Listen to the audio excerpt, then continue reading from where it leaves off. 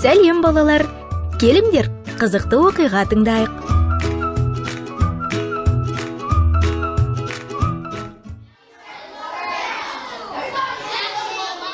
Бесінші сынып оқушыларының бәрі қуанышқа бөленді. Мұғалім оқушыларға математикадан тесттер таратып берді. Кейбір оқушылар өз бағасына риза болды.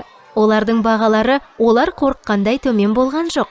Мен келі кітаптан мектеп оқушылары армандайтын 5+ бағасын таптым.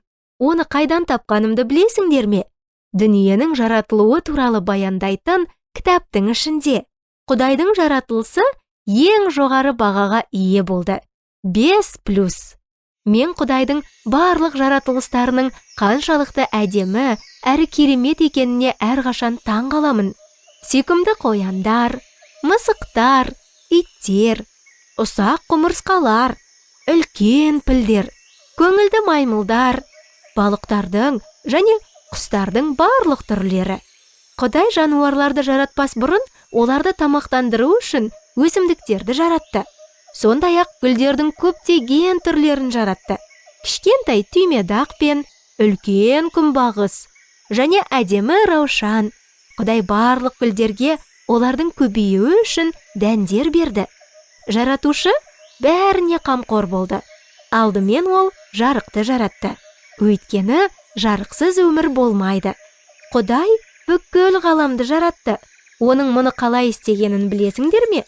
Ол барлығын өз сөзімен жаратты. Жарық пайда болсын деді, және жарық пайда болды. Біз көргеннің бәрін Құдай өз сөзімен жаратқан. Өздігінен пайда болған, немесе өздігінен өскен ештеңе болмаған.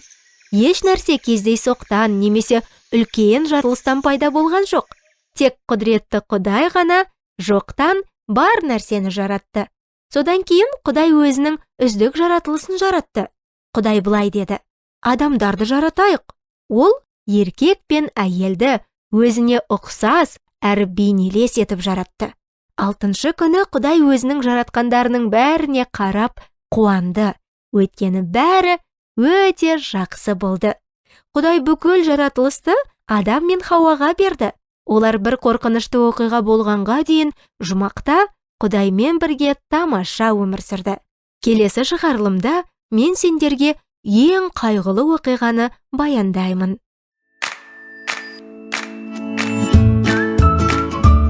Жақында кездескенше балалар, менің атым Әлия.